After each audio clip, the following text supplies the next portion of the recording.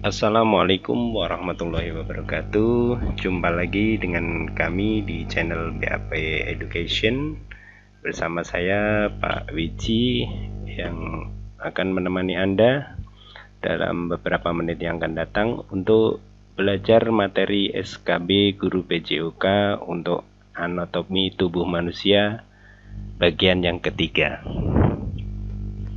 Oke, saudara-saudara sekalian, mungkin Anda bertanya-tanya mengapa di channel ini orangnya beda-beda atau berganti-ganti. Itu semata-mata karena kami adalah kerja tim, kami adalah para pengajar dari lembaga BAP Education, lembaga bimbingan CPNS yang melakukan pembimbingan secara offline. Oke, sebelum kita mulai, silakan Anda klik subscribe, bisa juga tekan tombol lonceng dan komen pada kolom di bawah ini. Sebelumnya saya ingin menyampaikan bahwa di video kali ini saya ingin mendoakan semoga Anda yang menyimak video ini sampai selesai dapat lolos tes CPNS dan menjadi CPNS yang baik. Oke, kita lanjut untuk soal yang pertama. Contoh makanan yang mengandung karbohidrat antara lain adalah A. Beras, singkong, keju, dan jagung. B. Beras, singkong, kentang, dan jagung. C. Beras, singkong, kentang, dan jamur. D. Beras, singkong, kacang, dan jagung. Jawaban yang benar adalah B, yaitu beras, singkong, kentang, dan jagung. Nah, di sini penjelasannya adalah karbohidrat adalah ini senyawa organik. Nah, ini di bawah ini ada contoh-contoh makanan yang mengandung karbohidrat. Antara lain beras, singkong, kentang, jagung, roti, sagu, dan sebagainya. Oke, lanjut pada soal yang kedua. Berikut ini fungsi karbohidrat yang benar adalah A. Sebagai sumber energi cadangan. B. Bahan pembentuk senyawa asam. C. Menjaga keseimbangan asam dan basa di dalam tubuh. Dan D. Berperan penting dalam pencernaan. Jawaban yang benar adalah C, yaitu menjaga keseimbangan asam dan basa di dalam tubuh. Nah, penjelasan di sini adalah di sini ada fungsi karbohidrat. 1. Sebagai sumber energi utama. 2. Itu sebagai bahan pembentuk senyawa kimia lain seperti lemak dan protein. Yang ketiga itu menjaga keseimbangan asam dan basa. Ini jawaban yang tadi. Kemudian yang keempat berperan penting dalam metabolisme. Metabolisme di sini adalah pertukaran zat di dalam tubuh. Kemudian yang kelima adalah berperan penting dalam membentuk struktur sel, jaringan, dan organ tubuh. Oke, lanjut pada soal yang ketiga. Protein tersusun dari senyawa sederhana yang disebut A. Asam linoleat, B. Asam nitrat, C. Asam lambung, dan D. Asam amino. Jawaban yang benar adalah D. Asam amino. Lanjut dulu pada soal yang keempat, baru nanti kita lihat penjelasannya. Unsur yang menjadi penyusun senyawa protein adalah A. Karbon, hidrogen, oksigen, dan nitrogen. B. Kalsium, hidrogen, oksigen, dan nitrogen. C. Klorida, hidrogen, oksigen, dan nitrogen. D. Karbon, sulfur, oksigen, dan nitrogen.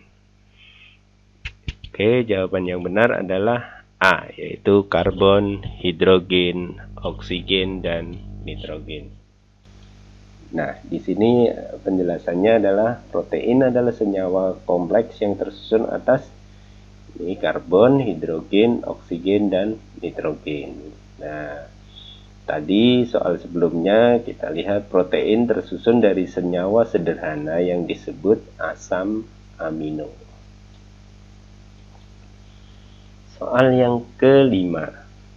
Berdasarkan asal protein dibedakan menjadi dua, yaitu A. Protein hewani dan protein nabati. B. Protein nabati yang berasal dari hewan dan protein hewani berasal dari tumbuhan. C. Protein rohani berasal dari hewan dan protein jasmani berasal dari tumbuhan. D. Protein hewani berasal dari hewan dan protein nabati berasal dari tumbuhan. Ini saya kira soal yang cukup mudah. Jawabannya adalah D, yaitu protein hewani berasal dari hewan dan protein nabati berasal dari tumbuhan. Lanjut soal yang ke-6. Kekurangan protein di dalam tubuh anak-anak akan menyebabkan penyakit A. Kwashiorkor, B. Kwashiorkor, C. Kwashiorkor, dan D. Kwashiorkor. Jawaban yang benar adalah C, yaitu Kwashiorkor. Penjelasannya sebagai berikut. Ya, ini fungsi protein tadi. Satu, untuk pertumbuhan, perbaikan dan pemeliharaan sel-sel. Dua, sebagai sumber energi. Yang ketiga, sebagai penyusun hormon, antibodi, dan enzim. Yang keempat, menjaga keseimbangan asam dan basa di dalam tubuh. Yang kelima, mempertahankan viskositas atau kekentalan darah. Di sini tadi ada soal berikutnya, penyakit pada anak-anak namanya kwashiorkor, kekurangan protein pada anak-anak. Ya. Lanjut soal yang ke-7. Vitamin yang larut di dalam lemak yaitu vitamin A, B, C, dan D. B. Vitamin A, B, E, dan K. C. Vitamin A, D, E, dan K. D. Vitamin A, D, E, dan B. Nah, jawaban yang benar adalah C, yaitu vitamin A, D, E, dan K. Lanjut soal yang ke-8. Vitamin yang larut di dalam air yaitu A. Vitamin A dan D, B. Vitamin B dan C, C. Vitamin C dan D, D. Vitamin D dan K. Kira-kira apa ini jawabannya? Jawabannya adalah B, yaitu vitamin B dan C. Ini adalah vitamin yang larut di dalam air. Nah, di sini ada penjelasan kebutuhan vitamin bagi setiap orang itu berbeda-beda tergantung umur, jenis kelamin, aktivitas, dan kegiatan fisiologis. Ya. Orang yang kekurangan vitamin namanya vitaminosis atau hipovitaminosis. Selain itu juga vitamin dapat menyebabkan keracunan jika diserap secara berlebihan oleh tubuh. Nah, ini atau hipervitaminosis. Yang ini hipo, yang ini hiper. Hiper itu artinya kelebihan vitamin.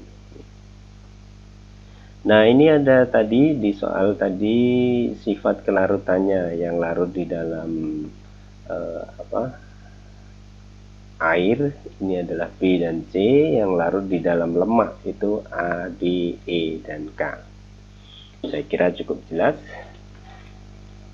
Nah, ini vitamin dibutuhkan tubuh, tidak bisa digantikan oleh zat lain. Ini ciri-ciri vitamin merupakan suatu substansi organik yang tidak dapat disintesis oleh tubuh sehingga harus di dalam menu makan sehari-hari. Diperlukan untuk pertumbuhan dan pemeliharaan kehidupan yang berfungsi sebagai zat pengatur. Ini adalah fungsi vitamin. Oke, kita sampai pada soal yang ke-9. Mineral merupakan zat kimia yang terdapat di dalam makanan. Mineral yang dibutuhkan oleh tubuh golongan makroelemen yaitu A. Besi, yodium, fluor, dan tembaga. B. Kalium, klor, magnesium, dan sulfur. C. Kalsium, fosfor, natrium, dan kalium. D. Seng, mangan, kobalt, dan molibdenum. Jawaban yang benar adalah C, yaitu kalsium, fosfor, natrium, dan kalium. Nah, soal yang ke-10. Fungsi mineral bagi tubuh yang benar adalah A. Membantu proses pembekuan darah. B. Mengurangi respon syaraf. C. Mengatasi keropos tulang. D. Menjaga metabolisme tubuh. Ya. Jawaban yang benar adalah A, yaitu membantu proses pembekuan darah. Penjelasannya adalah ini. Makroelemen tadi soal yang ke-9 itu kalsium, fosfor, natrium, kalium, klor, magnesium, dan sulfur. Yang mikroelemen itu besi atau ferum, yodium, fluor, tembaga, seng, mangan, kobalt, dan molibdenum. Nah, ini ada fungsi mineral di dalam tubuh, yaitu membentuk bahan tulang sebagai zat pengatur. Ya, ini tadi yang jawabannya adalah membantu proses pembekuan darah, pemeliharaan tekanan darah, respon syaraf, dan pengangkutan oksigen ke seluruh tubuh. Jika tubuh kekurangan mineral, maka akan mengalami gangguan yang disebut defisiensi.